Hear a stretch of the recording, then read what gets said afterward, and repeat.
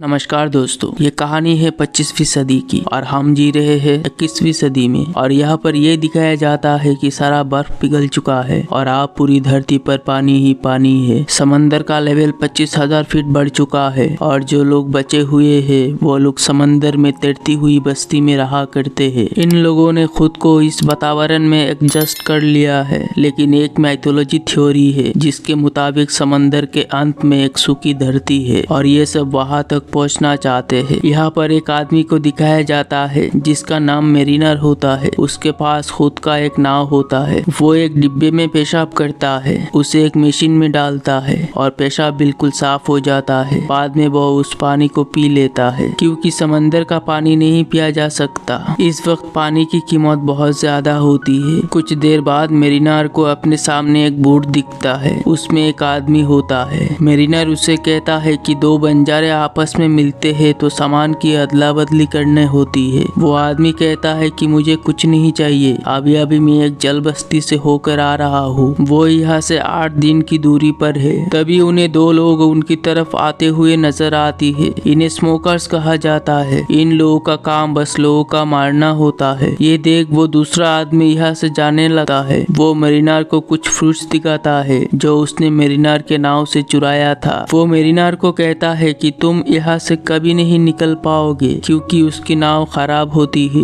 ये कहकर वो यहाँ से निकल जाता है। मेरिनर एक हैंडल को खींचता है और तभी उसकी नाव में एक बड़े पाल लग जाते हैं। दरअसल मेरिनर की नाव काफी एडवांस होती है। अब मेरिनर की नाव स्पीड से चलने लगता है और जिस आदमी ने उसके फ्रूट्स चुराया था वो उसके नाव का पाल तोड़ देता है, जिससे उस आदमी की नाव थम जाती है और स्मोकर्स उसे पकड़ के मार डालते हैं। और मेरिनर यहाँ से बच के वो उस जल बस्ती में पहुंच जाता है। गेट पर पहुंचने के बाद वो उन्हें कुछ सामान दिखाता है। वो लोग कहते हैं कि हमारे पास काफी व्यापारी है, लेकिन जब मेरिनर उन लोगों को मिट्टी दिखाता है तो वो चौंक जाते हैं। जिस तरह आज के जमाने में हीरे जवाहरात बहुत कीमती होते हैं, उस वक्त मिट्टी बहुत कीमती होती है। बाद में उसे अंदर आने देते हैं और जब वो मेरिनर की मिट्टी को तोलते हैं तो वो 3.5 किलो होते हैं। इसके बदले वो लोग उसे 62 सिक्के देना चाहते हैं, लेकिन मेरिनर कहता है कि उसे 62 नहीं बल्कि उसके दुगने चाहिए और वो दुगने सिक्के देने तैयार हो जाते हैं। इस दौर में मिट्टी बहुत कीमती इसलिए है क्योंकि ये लोग मिट्टी पर कुछ न कुछ उगाकर उसे खाने लायक बनाते हैं। मेरिनर उन सिक्कों को लेकर वही एक दुकान में जाता है और वहाँ से कुछ पीने का पानी खरीदता है। वही एक टमाटर का पौधा भी होता है। मेरिनर उस पौधा को खरीदना चाहता है। दुकान वाली कहती है कि मुझे तुम्हारे आधे सिक्के चाहिए। मेरिनर उस दुकान वाली को सिक्का दे देता है।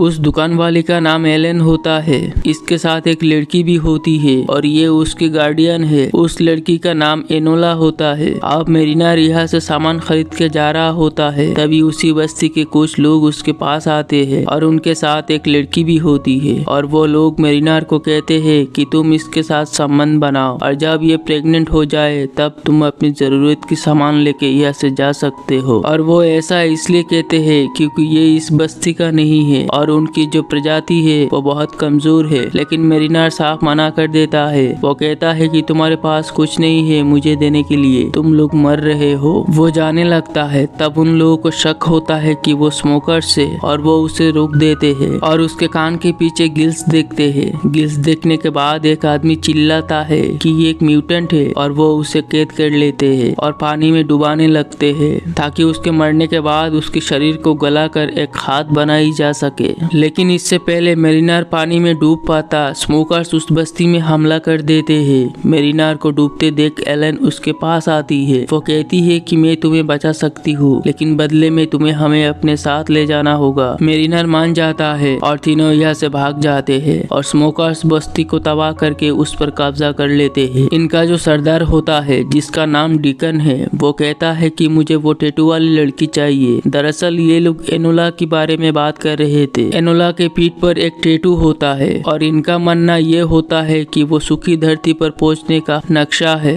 इसलिए इन्होंने इस बस्ती पर हमला भी किया होता है। मेरिनर हेलेन को कहता है कि हमें एनोला को मारना होगा, हमारे पास इतना पानी नहीं है जिस पर 3 लोग जिंदा रह सके। हेलेन उसे मना करती है। वो कहती है कि ये सिर्फ एक बच्ची है। मेरिनर कहता है कि बिना पानी के तुम दोनों मर जाओगे, इससे बेहतर है कि एक पहले मर जाए। लेकिन बाद में हेलेन उसे मना लेती है और मेरिनार उस बच्चे को नहीं मारता। वही दूसरी तरफ स्मोकर्स का लीडर कहता है मुझे किसी भी कीमत पर वो टैटू वाली लड़की चाहिए, क्योंकि वो उस लड़की की मदद से सूखी धरती तक जाना चाहता है और इसलिए वो अपने आदमी को प्लेन से मेरिनार को ढूंढने भेजता है और वो लोग उस तक पहुंच जाते हैं। वो उन पर हमला कर देते हैं, साथ ही में गोलियां चलाने लगते हैं। मेरिनार हथियार लाने बेसमेंट में जाता है। वही हेलेन को लगता है मेरिनार भाग गया है। यहाँ पर एक गन होती है जिस पर रस्सियां लगी होती है। वो उस गन से प्लेन पर हमला करती है। उसमें से एक तीर निकलता है और सीधा जाके प्लेन में फंस जाता है, जिस वजह प्लेन अब बोट के चारों तरफ घूमना शुरू कर देता है। मेरिनार यहाँ आता है और बड़े मुश्किल से उस तार को काटता है और प्लेन यहाँ से चला जाता है, लेकिन मेरिनार की नाव इससे काफी क्षतिग्रस्त हो जाता है और वो गुस्से में आकर हेलेन और एनोला दोनों के बाल काट देता है और वो कहता है कि आज के बाद नाव में किसी भी चीज को कभी नहीं छूना। इसके बाद ये आगे का सफर तय करते हैं और तभी उन्हें और एक नाव दिखती है। उसमें एक आदमी होता है।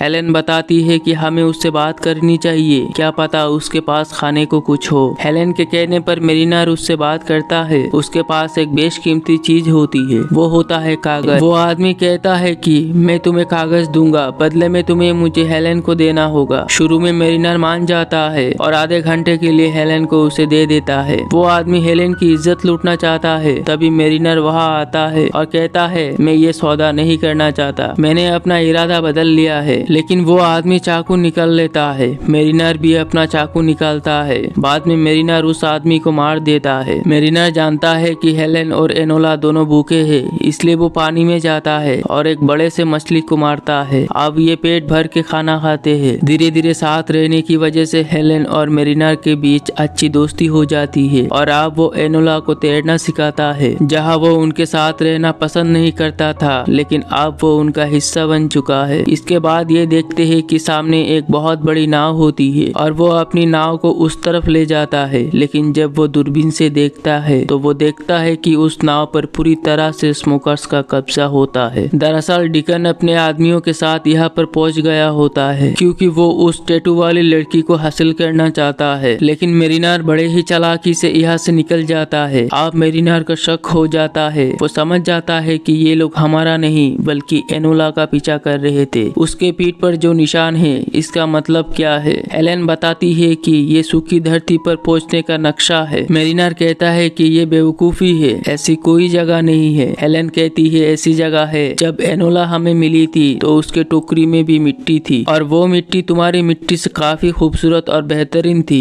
हेलेन कहती है तुम्हारे पास शीशा है और वो गाना बजाने वाला बॉक्स, वो सब कहाँ से आया? वो सब सूखी धरती पर बनाया जा सकता है। मेरिनार कहता है कि तुम सूखी धरती देखना चाहते हो तो पानी में आओ, और वो उसे पानी में ले जाता है और एक बॉक्स के अंदर बंद कर देता है जिसके अंदर पानी नहीं जाता, और वो उसे समंदर के तल पर ले जाता है जहाँ पर बड़े बड़े बिल्डिंग्स है जो पूरी तरह से सुनसान हो चुकी है। किसी जमाने में यह एक शहर हुआ करता था, लेकिन अब यहाँ पर कुछ भी नहीं है। और वो ये सब कुछ हेलेन को इसलिए दिखाता है ताकि उसके मन में जो एक झूठी उम्मीद है वो उम्मीद खत्म हो जाए। बाद में जब ये ऊपर आते हैं ये देखते हैं कि इनके नाव पर डिकन ने कब्जा कर लिया होता है। वो लोग उस पर गन पॉइंट करके एनोला के बारे में पूछते हैं। वो कहते हैं कि अगर तुमने नहीं बताया तो तुम दोनों को मार देंगे। डिकन उन्हें मारने वाला होता है। तभी एनोला चिल्ला कर बाहर आती है। अब उन्हें एनोला मिल चुकी है, जिस वजह अब वो हेलेन और मेरिनार को मार देना चाहते हैं। स्मोकर्स उन्हें मारते इससे पहले वो दोनों पानी में कूद जाते हैं, पर हेलेन पानी के नीचे सांस नहीं ले सकती क्योंकि वो एक इंसान है, लेकिन मेरिनार ले सकता है क्योंकि उसकी गिल्स है। इसलिए वो अपने मुंह से हेलेन को सांस देता है और बहुत देर के बाद ये पानी के बाहर आते हैं। बाहर आके देखते हैं उनकी नाव पूरी तरह से तबाह हो चुका था और ये देख मेरिनार काफी दुखी होता है। लेकिन अब हेलेन मेरिनार की इंसानियत, उसकी अच्छाई से प्यार करने लगती है और ये दोनों एक दूसरे के करीब आ जाते हैं। मेरिनार को अपने नाव में वो कागज मिलता है जो उस आदमी ने दिया था। उस कागज पर एक आइलैंड का चित्र होता है जहाँ पर बहुत सारे पेड़ होते हैं, और एनोला ने एक कागज पर इसी तरह की चित्र बनाई होती है। और मेरिनार समझ जाता है कि एनोला के पीठ पर जो नक्शा है वो सूखी धरती का नक्शा है, क्योंकि एनोला हर उस चीज की चित्र बनाती थी जिसे वो देखती थी। अगर एनोला ने ये चित्र बनाई है इसका मतलब वो यहाँ जा चुकी है, लेकिन इनका यहाँ से निकलना नामुमकिन था क्योंकि उनकी नाव अब जल चुका है। थोड़ी देर बाद यह ग्रीगोर आ जाता है जो हेलेन के बस्ती का था। उसके पास एक उड़ने वाला बैलून होता है। वो हेलेन को कहता है कि अच्छा हुआ तुम लोग अपनी नाव जला दी, नहीं तो मैं तुम्हें कभी ढूंढ नहीं पाता, क्योंकि धुएं की वजह से मैं यहाँ तक पहुँचा हूँ। इसके बाद वो दोनों बैलून में चढ़ जाते हैं और पास ही में कुछ लोग होते हैं। वहाँ पहुँचने के बाद मेरिना डिसाइड करता है कि वो एनोला को बचाने जाएगा और वो स्मोकर्स के बहुत बड़े जहाज तक पहुँच जाता है। जहाज में कई सारे स्मोकर्स होते हैं। वह सभी अपने सरदार यानी डिकन से पूछते हैं हम कब सूखी धरती तक पहुँचेंगे। डिकन सबको झूठ बोलता है कि उसे नक्शा का पता चल गया है और हम जल्द ही वहाँ पहुँच जाएंगे। दरअसल उन लोगों के पास नक्शा तो है, मगर ये लोग अभी तक अंदाजा नहीं लगा पा रहे हैं कि उनको किस तरफ जाना है। डिकन की बात सुनकर सभी खुश हो जाते हैं और तहखाने में जाके चप्पू चलाने लगते हैं और उस विशाल जहाज को आगे ले जाते हैं। लेकिन वही मेरिनार पहुंच जाता है और वो कहता है कि मुझे वो लड़की चाहिए।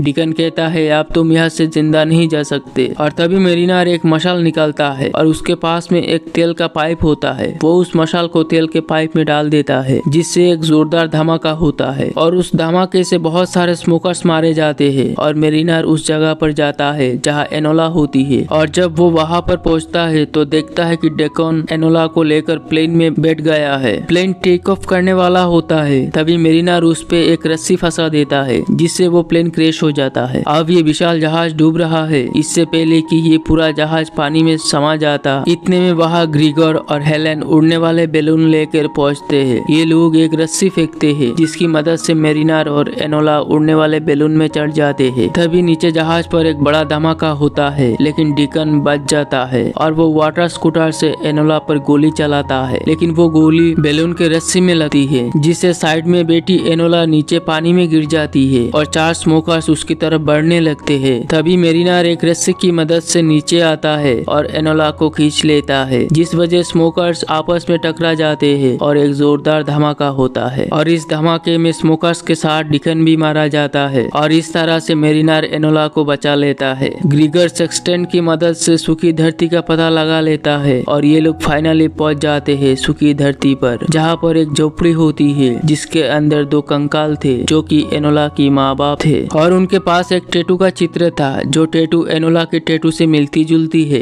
क्योंकि इनको पता था कि ये मर रहे हैं, इसलिए इन्होंने एनोला के पीठ पर टैटू बनाकर टोकरी में डाल दिया था और उस टोकरी में यहाँ की सूखी मिट्टी भी डाल दी थी, ताकि एनोला जब किसी को मिले भी पता चल जाए कहाँ पर सूखी धरती है। और ऐसा उन्होंने इसलिए किया क्योंकि एनोला उस समय काफी छोटी थी। अगर वो वहाँ पर रहती तो बच नहीं पाती। इसके बाद हम मेरिनार को देखते हैं, जिसको यहाँ पर बिल्कुल भी अच्छा नहीं लग रहा था, क्योंकि वो इंसान नहीं म्यूटेंट है जिसको पानी में रहना पसंद है। हालांकि हेलेन और एनोला बिल्कुल भी नहीं चाहते कि वो यहाँ से जाए, लेकिन उसे जाना पड़ता है क्योंकि उसकी असली दुनिया समंदर है। और इसके साथ ये मूवी यहीं पर खत्म हो जाती है।